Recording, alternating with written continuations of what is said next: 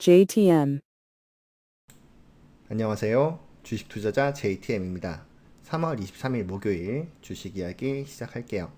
시장을 중점적으로 얘기 드리겠습니다. 전체적인 시장 볼게요. 해외 시장은 다우 1.63% 하락을 했고요. 나스닥은 1.6% 하락했습니다. FOMC 금리 인상은 예정대로 25bp 인상이 되었고요. 점도표도 최종 금리 인상치는 유지가 되면서 시장의 안정화를 가져왔습니다. 성명서에서는 인플레이션은 높은 수준임을 다시 한번 언급을 했고요.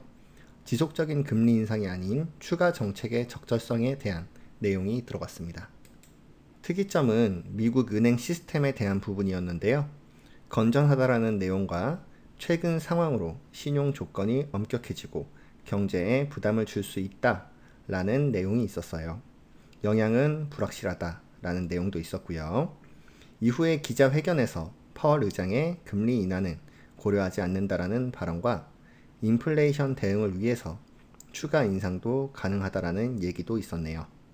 한편으로는 상원에서 옐런 재무장관의 발언이 있었습니다. 언론을 통해 전일 은행 예금에 대한 보증에 대한 얘기가 있었고요. 조금 다른 모든 예금을 보호하는 포괄적인 내용은 아니다 라는 발언이 있었어요. 언론 내용과는 구체적인 증언에서 다른 뉘앙스의 이야기로 상승하던 미국 시장의 주가는 큰 폭으로 하락을 했습니다.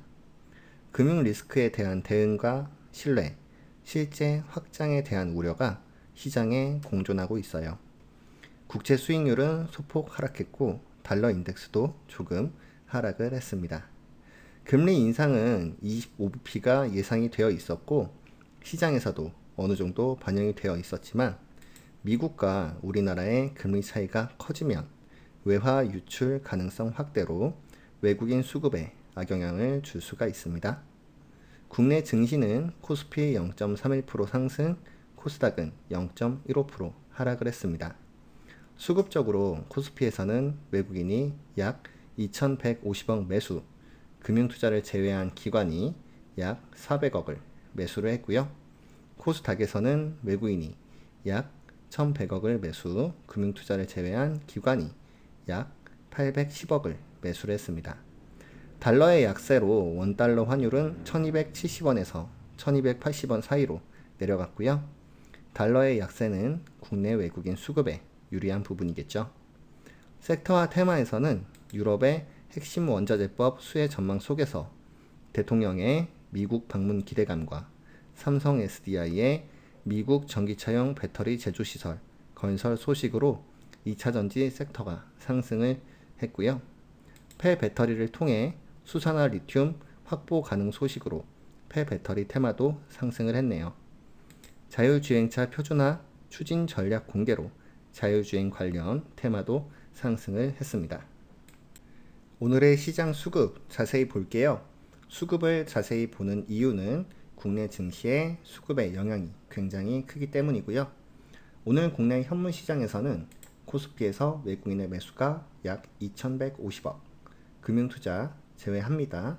금융투자를 제외한 기관의 매수가 약 400억, 코스닥에서도 외국인 매수가 1,100억, 금융투자를 제외한 기관의 매수가 810억 이렇게 있었어요. 선물 시장에서 큰 변화는 없었고요. 현물과 선물 전체적으로 개인이 오늘도 약 5,600억을 매도를 하는 날이었네요.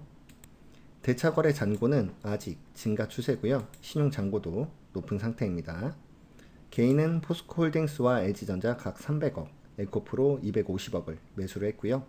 외국인은 삼성전자 2,500억, 에코프로 BM과 LNF 등 2차전지 종목을 약 2,000억 매수했습니다.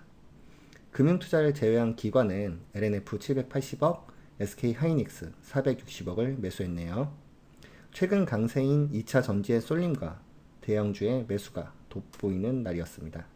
쏠림은 항상 조심해야 하는 부분이고요.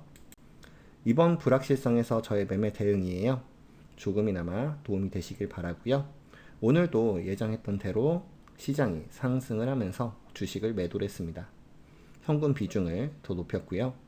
추가적인 이슈가 없으면 다음 주부터는 주가 레벨에 맞춰서 매수에 들어갈 계획이에요. 내일 금요일도 전략은 동일하고요. 시장이 상승을 하면 주식을 매도를 해서 현금 비중을 마지막으로 더 늘릴 생각이에요.